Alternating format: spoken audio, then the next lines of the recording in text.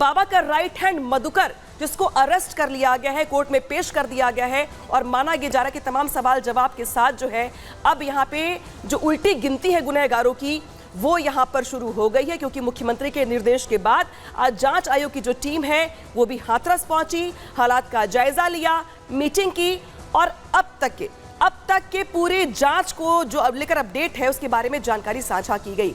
इस बीच जिस तरीके से तस्वीरें दिखा रहे हैं आपको लगातार टीवी स्क्रीन पर आपके कि तमाम वीडियोस उस दिन के हैं जो अब निकल करके सामने आ रही हैं।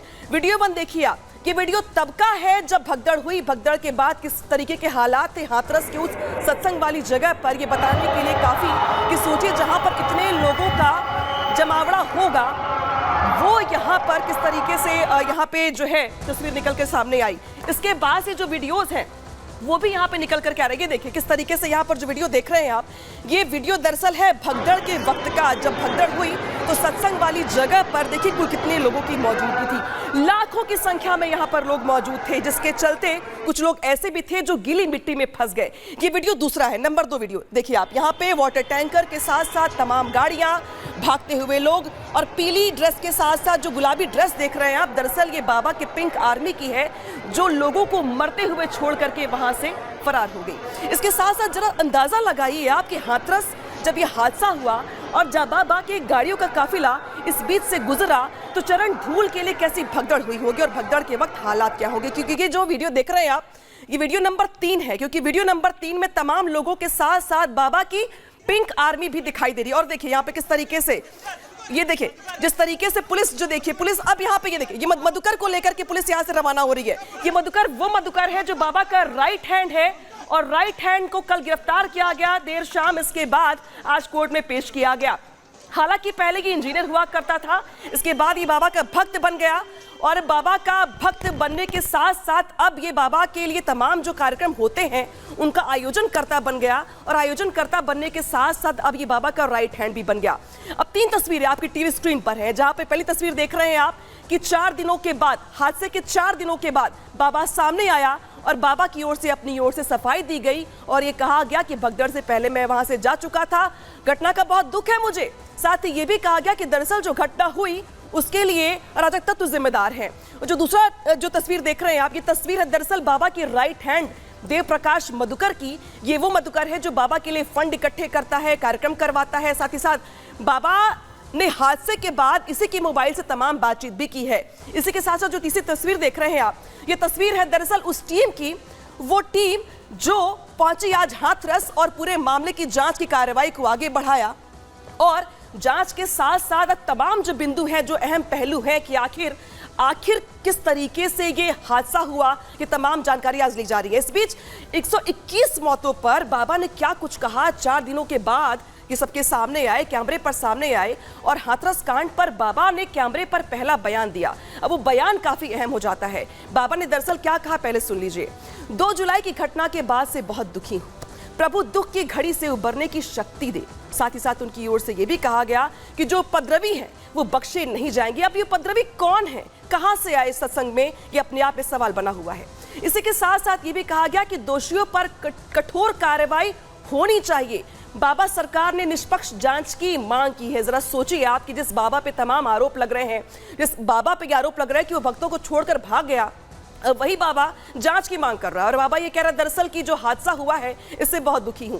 बाबा ने पीड़ितों की मदद करने का आश्वासन भी दिया है। साथ ही हाथरस कांड के बाद से ही बाबा अंडरग्राउंड था। हालांकि बाबा की ओर से कहा जा रहा है और एपी सिंह की ओर से कहा जा रहा है कि दरअसल बाबा भागे नहीं है, किसी होटल में नहीं है, वो आश्रम में है, पूरा सहयोग करेंगे। इसी के साथ साथ यहाँ पे अब बाबा की ओर से जो तमाम बातें कही जा रही हैं उसके बाद तमाम सवाल भी खड़े हो रहे हैं, लेकिन बाबा ने क्या कुछ कहा है पहले वो सुन लीजिए। हम 2 जुलाई की घटना के बाद बहुत ही व्यथित हैं। प्रभु हमें बस संगत को इस दुख की घड़ी से उबरने की शक्ति दें। सभी शासन एवं प्रशासन पर भरोसा बनाए रखें। हमें विश्वास है जो भी उपद्रवकारी हैं वो बख्शे नहीं जाएंगे। तो बाबा को सुन रहे थे आप, जो वैसे तो प्रवचन देते हैं, प्रवचन देने के लिए देश भर में मशहूर है, लेकिन आज जब कैमरे पर बात कर रहे थे तो उनकी जुबान भी साथ नहीं दे रही थी, क्योंकि वो रुक रुक कर बोल रहे थे और तमाम सवाल ही भी खड़े हो रहे हैं बाबा के बयान को लेकर के, क्योंकि बाबा का ये बयान है कि मैं लोगों के साथ हूं, मन विचलित है, मन दुखी है, कुछ उपद्रवी थे और प्रशासन पे भरोसा है। लेकिन साथ ही अब दरअसल जो है, जो सफाई दी जा रही है उनकी ओर से, हादसे के 4 दिनों के बाद कैमरे को बुला करके जो बयान दिया जा रहा है उनकी ओर से, उनकी सफाई पर तमाम सवाल खड़े हो रहे हैं। सवाल नंबर 1 ये है कि आखिर बाबा मौके से क्यों भागे? जब बड़ा हादसा हो गया, बाबा को जानकारी इस बात की मिली होगी, तो आखिर बाबा मौके से क्यों भागे? क्यों नहीं पलट करके आए? क्यों नहीं लोगों से मुलाकात की? 4 दिन तक बाबा कहां गायब थे? बाबा किस जगह पर थे? क्या बाबा देश से बाहर चले गए थे या बाबा देश के अंदर थे? क्या बाबा यूपी में थे, अंडरग्राउंड थे? आखिर बाबा कहां थे? और अगर बाबा को जानकारी मिली तो बाबा ने पुलिस को सूचना क्यों नहीं दी? जब बाबा को यह लगा कि भाई कुछ उपद्रवी घुस आए हैं, तो बाबा ने इसकी जानकारी पुलिस को क्यों नहीं दी? शिकायत अपनी ओर से क्यों नहीं करवाई? और 4 दिनों तक बाबा ने चुप्पी साधे क्यों रखी? 4 दिनों तक बाबा क्या स्ट्रेटेजी बना रहे थे? बाबा कहां थे? बाबा क्या कर रहे थे? बाबा यहां पे जिस तरीके से अपनी ओर से जो बयान दिया जा रहा है, बाबा की ओर से जो सफाई दी जा रही है, उसमें तमाम सवाल खड़े हो रहे हैं।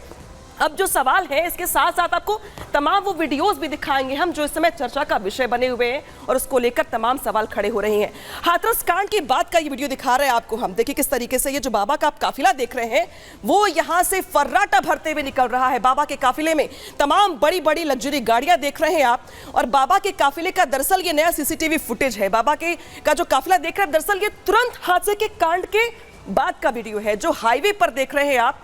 ये जो काफिला चल रहा है, क्योंकि हादसा तो हो गया, बाबा वहां से फरार हो गए, बाबा के बाद सेवादार भी वहां से फरार हो गए, जो उनकी पर्सनल आर्मी है वो भी वहां से निकल गई। तो ये जो तस्वीर देख रहे हैं आप, ये बाबा के काफिले की तस्वीर है, जो फर्राटा भरती हुई एटा से जो रास्ता है निकलता हुआ मैनपुरी के लिए, वो यहां से गुजर रहा है। तो ये नया सीसीटीवी फुटेज है बताने के लिए काफी कि जो बाबा बयान दे रहे हैं, जो बाबा सफाई दे रहे हैं, अब यहाँ पे जो उनकी सफाई है वो यहाँ पे तमाम सवाल खड़े कर रही है। हालांकि बाबा को लेके तमाम बयान निकल के सामने आ रही हैं। अब जो राजनेता हैं वो तो चुप हैं, उनकी चुप्पी बहुत कुछ बयां कर रही है। इस बीच तमाम जो बाबा के भक्त हैं उनको भी सुना होगा आपने। कुछ भक्त ऐसे हैं जो बाबा को भगवान का अवतार बता रहे हैं, तो कुछ भक्त ऐसे भी हैं जो बाबा को पाखंडी बता रहे हैं। अब आचार्य सत्येंद्र दास क्या कुछ कह रहे हैं बाबा को लेकर के, पहले वो सुन लीजिए। सारी जिम्मेदारी जो भी कथा कहते हैं और जो उसमें घटना होती है वो उन्हीं की जिम्मेदारी है। उनको स्पष्ट रूप से जाकर के और सरकार के सामने इस बात को कहना चाहिए, और जो अपना अपराध है उस अपराध को स्वीकार करें।